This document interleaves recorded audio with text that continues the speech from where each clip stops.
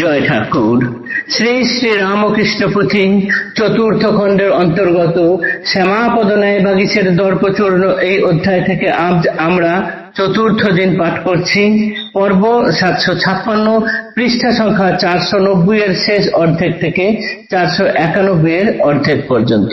এর আগের পাঠগুলিতে আমরা দেখেছি পণ্ডিত শিরোমণি শ্যামাপদ ন্যায় বাগীশ ন্যায়শাস্ত্র সহ বিভিন্ন শাস্ত্রে অগাধ পাণ্ডিত্য এবং সেই হেতু তাকে বিভিন্ন মানুষের ডাকে যান তিনি, এবং এই পাণ্ডিত্যের জন্যই তিনি প্রভূত অর্থ উপার্জন করেন। এরকম ভাবেই উত্তরপাড়ায় জমিদার জয়কৃষ্ণ বাবুর ডাকে উনি গিয়েছেন, গিয়ে দেখছেন উনি উপন্যাস পড়ছেন। তখন তিনি বললেন এই বয়সে ধর্মকর্মের বই পড়া দরকার। ওই জয়কৃষ্ণ বাবুর মুখে উনি শুনলেন যে অনেক তো বই পড়েছি, কোনো কিছুতেই তো কোনো কিছু দেখলাম না। এইটি শুনে তখন শ্যামাপদ ন্যায় বাগীশের হুঁশ ফিরেছে। তিনি পরে দেখলেন শাস্ত্র ঘেটে যে দেখা যাচ্ছে তারও সেরকম অগাধ পুস্তক পড়া হয়েছে, কিন্তু ধর্মের দিক থেকে সেরকম উন্নতি হয়নি। এর একমাত্র উপায় হচ্ছে সাধু সঙ্গ সহবাস।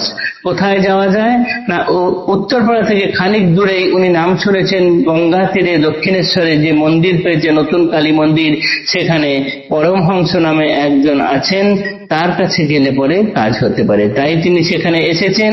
কিন্তু এসে তার আগের যেরকম ধারণা ছিল যে সাধুর কাছে যারা আছে ভক্ত তারা গরিব গুরব হয়, তাদের গায়ে কাপড় জামা সেরকম থাকে না, পেটে ভাত থাকে না, খুবই অসহায় অবস্থা। কিন্তু এখানে এসে দেখলেন যে ঠাকুরের যারা ভক্ত তারা প্রভূত অর্থের অধিকারী, দোতলা তিনতলা বাড়ি গাড়ি করে তারা যাতায়াত করে, তাদের বেশভূষা সাজসজ্জা ভীষণ ভালো, সুতীক্ষ্ণ বিচার বুদ্ধি, গাঢ় ভক্তি প্রেম ঈশ্বর অনুরাগ, তাদের রাগ তিতিক্ষা আদি সমস্ত কিছু ভর্তি একদম ভিতরে।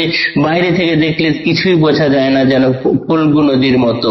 এই দেখে তিনি অবাক হয়ে গেলেন। আর ঠাকুর কেমন সেটি আজ আমরা পাঠ করব। ত্যাগ রাগ তিতিক্ষাদি ভিতরে সকল, যেমন ফল্গুর ধারা তলে তলে জল। এটি হচ্ছে ভক্তদের ক্ষেত্রে। প্রভুও তেমনি মোর রাজরাজেশ্বর, বদি আটা তক্তা পোষ মন্দির ভিতর, আলিশ রাখিতে চারি বালিশ তাহায়, সুন্দর মশারি তার ঊর্ধ্বে শোভা পায়, দুগ্ধ ফেননিব সজ্জা অতি পরিষ্কার, পার্শ্বস্থিত ছোট খাট সদা বসিবার, দক্ষিণে তাকিয়া পাতা শিয়রে যেখানে, লাগালাগি তক্তা পোষ কিঞ্চিত পশ্চিমে, তলেতে পাপোশ পাতা পাপোশ আধার, বিরিঞ্চি বাসনা করে এক রেণুজার, পরিচ্ছন্ন পরিষ্কার দেয়াল চৌধারে, চুনকামে পরিপাটি ধপ ধপ করে, নানা দেব দেবী মূর্তি সজ্জীভূত তাই, দর্শনে যায় যার তার প্রাণ গলে যায়, দক্ষিণ পশ্চিম কোণে গঙ্গা জল রাখা, পাশে পাটা তনে থাকে নানা ফল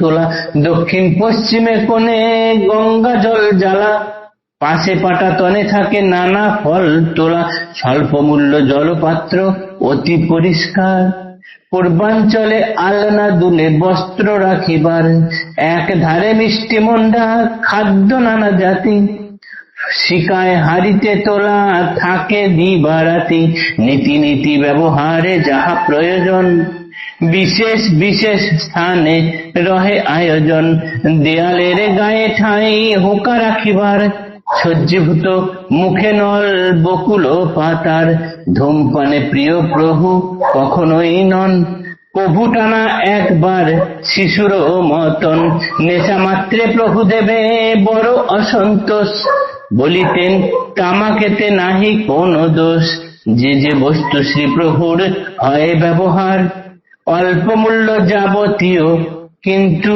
পরিষ্কার। ভক্তির কথা তো শুনলাম, এবার ঠাকুরের জায়গার এবং ঠাকুরের ব্যবহার্য জিনিসপত্র আদির একটু পরিচয় এখানে পুথিকার দিচ্ছেন। কার চক্ষে?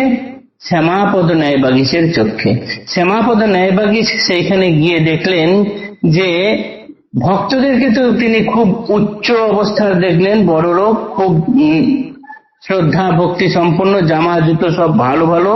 ঠাকুরও ঠিক সেই রকমই। আমাদের এই ঠাকুর যেমন সেই ফকির সন্ন্যাসীর মতো নন, জটাজুটোধারী, গাছতলায় বসে থাকবে, ছাই মাখা, হাতে ত্রিশূল, সেরকম কিছু নন। উনি যেন রাজরাজেশ্বর। গদিয়াটা তক্তাপোষ আছে তার ঘরের ভেতরে, এবং তিনি যে চৌকিতে অবস্থান করছেন তার চারধারে 4টি বালিশ রাখা আছে, 5 বালিশ। ওপরে মশারি টাঙানো আছে সুন্দর টান টান করে। পরিষ্কার দুগ্ধ স্ফেন নিভ শয্যা, খুব সুন্দর সাদা ধবধবে। তার পাশে ছোট খাটটি রয়েছে। ঠাকুরের ঘরের এক সুন্দর বর্ণনা এখানে আমরা পেয়ে যাচ্ছি। পাশের ছোট খাটটিতে সর্বদা বসে কথা বলেন।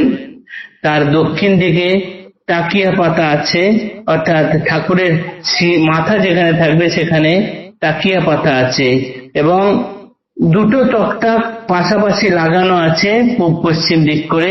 তলেতে মানে মেঝেতে পাপোশ পাতা আছে, সেই পাপোশে পা রাখা হয়। পদধূলি সেখানে সঞ্চয় হতে পারে। যে পদধূলি পাওয়ার জন্য বিরিঞ্চিও বাসনা করেন, একটি কণা পদধূলি পাওয়ার জন্য এই পাপোশে পা দিয়ে, সেই পাপোশেই পদধূলি বা পা মোছার জায়গা। এবং দেওয়ালগুলি খুবই পরিষ্কার, চুনকাম করা, পরিপাটি, একেবারে সাদা ধপধপ করছে। নানান দেবদেবী মূর্তি সেখানে সাজানো আছে, যে দেখে তারই যেন মন গলে যায়।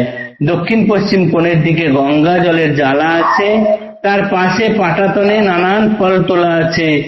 আর জলের পাত্রটি যদিও অল্প মূল্যের, কিন্তু খুব পরিষ্কার। পূব দিকে আলনা দুলছে, সেখানে বস্ত্র রাখা হয়। একদিকে মিষ্টি মন্ডা ও নানান খাদ্য যে বস্তু রাখার জায়গা আছে। শিকে হাঁড়িতে তোলা আছে খাবার, সেখানে দিনরাত্রি খাবার থাকে। ঠাকুর যা যা জিনিস ব্যবহার করেন অল্প অল্প করে এখানে সব কিছু রাখা আছে। দেওয়ালেতে হুঁকা ঝোলানোর জায়গা, সেখানে হুঁকা ঝোলানো আছে। তার ফুটোতে বকুল পাতা দিয়ে ছোট ছোট নল করা আছে। যদিও ঠাকুর কখনোই হুঁকা বা কোনো নেশার জিনিস পছন্দ করতেন না, কিন্তু তবুও রাখতেন হুঁকার ব্যবস্থাটা, কেননা তিনি বলতেন হুঁকাতে কোনো দোষ নেই। ঠাকুর যা যা জিনিস ব্যবহার করতেন সেগুলো যদিও অল্প মূল্যের, কিন্তু তা সব পরিচ্ছন্ন, পরিষ্কার, এবং যেন মনে হয় মহা মূল্যবান। আজকের পাঠ এখানেই থাকলো। আগামী দিনের পরের অংশ পাঠ করব। জয় ঠাকুর। নমস্কার।